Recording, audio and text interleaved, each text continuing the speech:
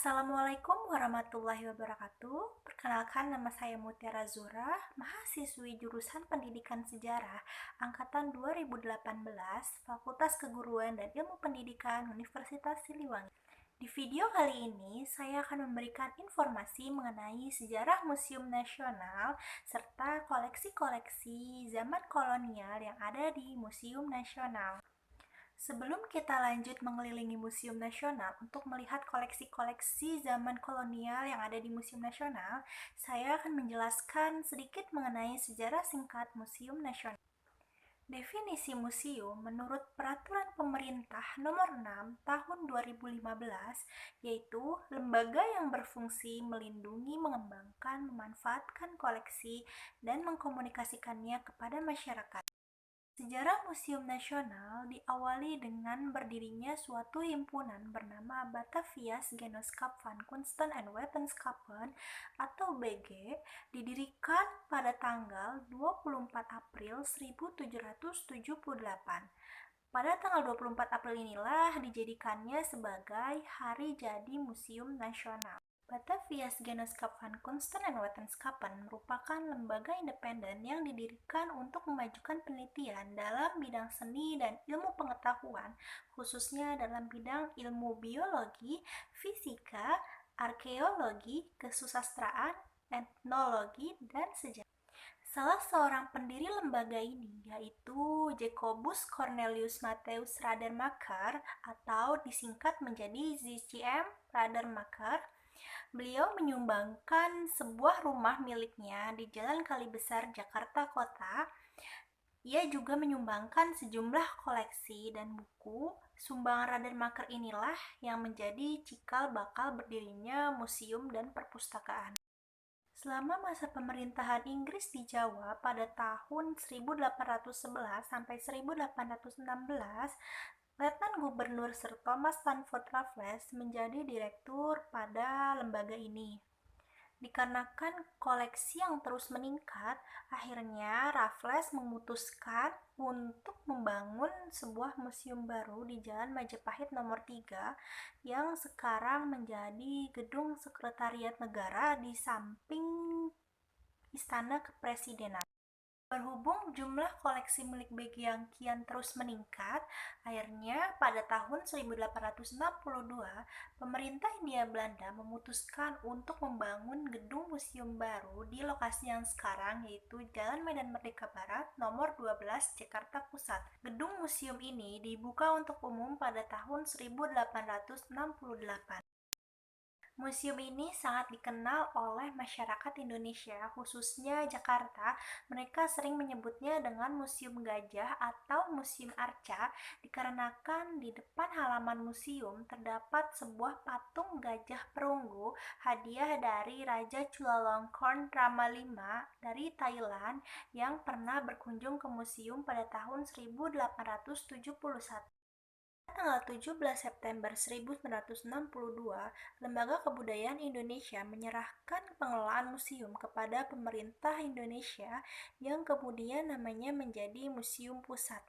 Akhirnya, berdasarkan surat keputusan Menteri Pendidikan dan Kebudayaan nomor 92-O-1979 tertanggal 28 Mei 1979, Museum Pusat ditingkatkan statusnya menjadi Museum Nasional.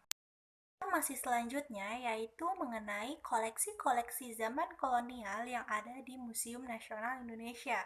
Ada yang penasaran? Yuk simak videonya. Koleksi dalam kategori sejarah masa kolonial di Indonesia yang terdapat di Museum Nasional Indonesia. Yang pertama ada Prasasti Padrau.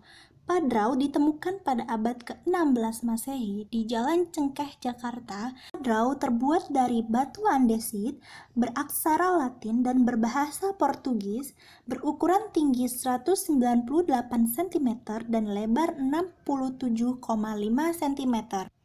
Padrau adalah batu yang diukir untuk memperingati kesepakatan antara Portugis dan Kekaisaran Sunda.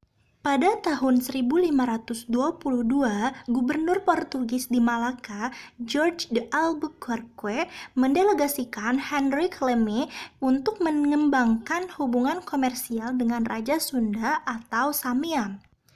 Perjanjian antara Portugis dan Kerajaan Sunda ditandatangani pada tanggal 21 Agustus 1522.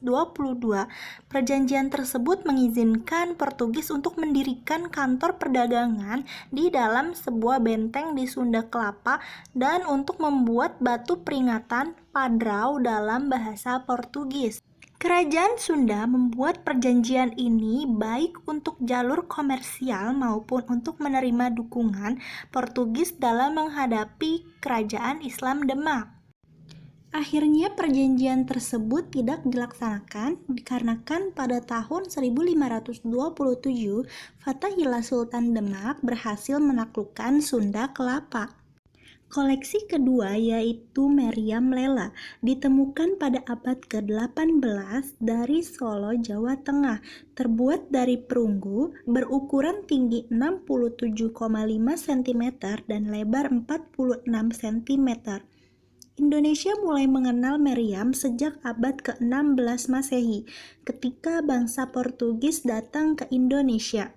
Mereka melengkapi kapal dagangnya dengan senjata meriam untuk melindungi diri dari serangan musuh, bajak laut, atau untuk menaklukkan kerajaan-kerajaan di Indonesia.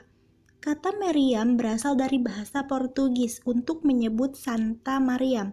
Kemudian dilafalkan orang Indonesia menjadi meriam, yang dimaksud untuk menyebut senjata untuk menembak jarak jauh. Meriam jenis ini disebut sebagai meriam bumbung. Meriam ini tidak digunakan sebagai alat perang, namun digunakan sebagai alat upacara atau biasa disebut meriam lela. Meriam ini merupakan peninggalan Istana Mangkunegoro dan pernah dipakai saat penobatan Raja Mataram Prakubuwono II pada tahun 1727.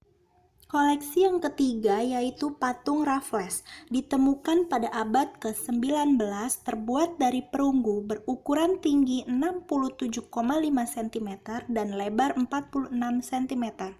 Patung ini adalah buatan Sir Thomas Stamford Raffles, Letnan Gubernur Inggris di Jawa pada tahun 1811 sampai 1816. Raffles memperkasai pembangunan gedung baru masyarakat Batavia di Jalan Majapahit nomor 3 yang sekarang Museum Nasional.